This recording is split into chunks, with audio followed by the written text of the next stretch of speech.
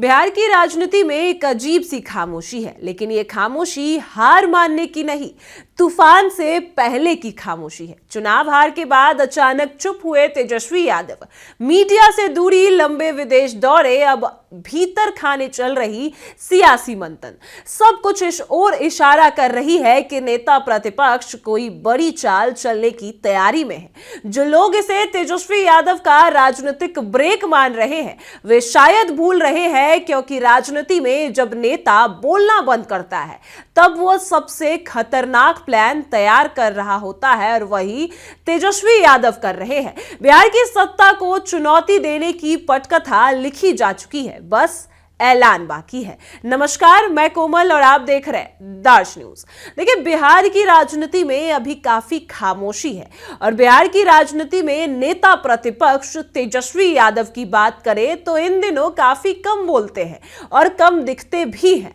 लेकिन उनकी यह चुप्पी, उनकी ये कम दिखने की वजह किसी थकान या राजनीतिक विराम का संकेत नहीं, बल्कि चुनावी हार के बाद तेजस्वी यादव जिस तरीके से सार्वजनिक मंचों से दूरी बनाए हुए हैं, उसे राजनीतिक जानकार हनीमून टाइम नहीं बल्कि मंथन काल बना रहे हैं, मंथन काल बता रहे हैं। राजनीति में हार के बाद चुप रहना कमजोरी नहीं बल्कि आगे की लड़ाई की तैयारी का संकेत होता है, और तेजस्वी यादव की इसी रास्ते पर चलते नजर आ रहे हैं। सूत्रों के मुताबिक विधानसभा चुनाव में मिली करारी हार के बाद तेजस्वी यादव ने पार्टी, गठबंधन और संगठन तीनों स्तर पर गहन आत्ममंथन किया।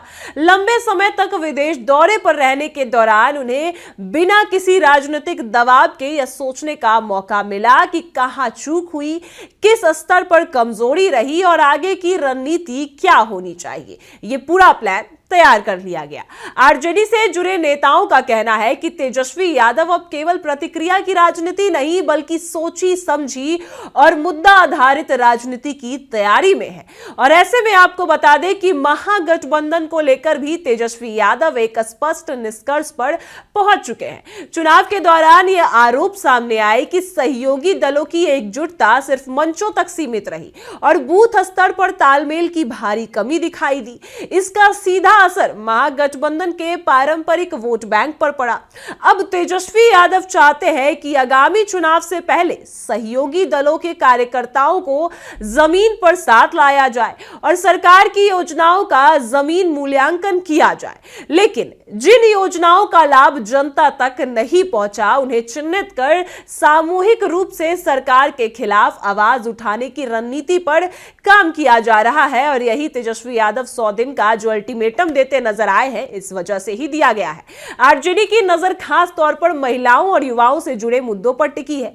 सरकार द्वारा महिलाओं को दी जाने वाली आर्थिक सहायता और रोजगार के वादों की हकीकत को जनता के सामने लाने की तैयारी में है। वहीं पार्टी सूत्रों का कहना है कि अगर सरकारी दावे जमीन पर फेल साबित होते हैं तो आरजेडी इसे बड़ा राजनीतिक हथियार बनाएगी और इसी को आगे ले जाएगी। वहीं नौकरी और रोजगार को लेकर भी सरकार के वादों की परतें खोलने की योजना तैयार की जा रही है। और इस मंथन काल में तेजस्वी यादव ने अपने निजी जीवन और पारिवारिक समीकरणों पर भी गंभीरता से विचार किया है। आपको बता दें कि उन्हें एहसास है कि राजनीतिक विरोधी अक्सर परिवार की एकजुटता पर सवाल उठाकर हमेशा घेरते हैं, उनकी नेतृत्व क्षमता पर निशाना साधते हैं।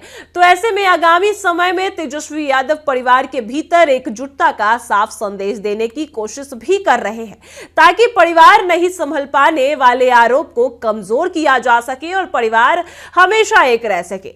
संगठन के स्तर पर भी बड़े बदलाव के संकेत मिल रहे हैं। आरजेडी के भीतर खाने की खबरों के अनुसार फरवरी में माध्यम के बीच पार्टी की अहम बैठक होगी, जिसमें पंचायत स्तर की जो पदाधिकारियों से फीडबैक लिया जाएगा और चुनावी हार के कारणों पर भी खुली चर्चा होगी। और वरिष्ठ नेताओं की राय के आधार पर संगठन में बड़े फैसले भी लिए जाएंगे।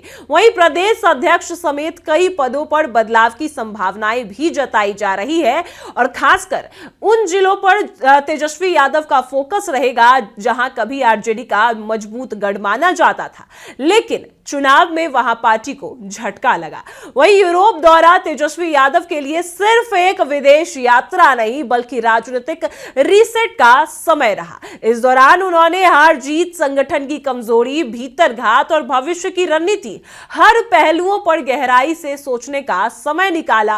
और आरजेडी के नेता मानते हैं कि तेजस्वी यादव अब सीधे टकराव के बजाय ऐसी रणनीति तैयार कर रहे हैं जिससे सत्ता पक्ष के लिए आने वाला समय आसान ना रहे। कुल मिलाकर देखा जाए तो तेजस्वी यादव की यह चुप्पी किसी डर या थकान की निशानी नहीं है बल्कि सत्ता को घेरने की सोची समझी रणनीति का हिस्सा है। संगठन से लेकर गठबंधन, परिवार से लेकर जनता के मुद्दों तक हर मोर्चे पर नए सिरे से तैयारी हो चुकी है। अब सवाल यह नहीं कि तेजस्वी यादव कब बोलेंगे बल्कि सवाल यह है कि जब वे बोलेंगे तो सत्ता पक्ष के पास जवाब होगा या नहीं। बिहार की राजनीति में जल्द ही यह साफ हो जाएगा कि यह चुप्पी एक असफलता थी या फिर एक बड़े राजनीतिक मोड़ और पलटवार की शुरुआत थी। आपको बता दें कि चुनावी रण में अगला वार किस पर और कब होगा इसका इंतजार अब पूरे बिहार को है। और जिस तरीके से कहा जा रहा था कि नेता प्रतिपक्ष हनीमून टाइम मना रहे हैं तो इसे अगर हनीमून टाइम समझा जा रहा है तो ये बड़ी भूल होगी, क्योंकि ये हनीमून टाइम नहीं मंथन काल चल रहा है तेजस्वी यादव का।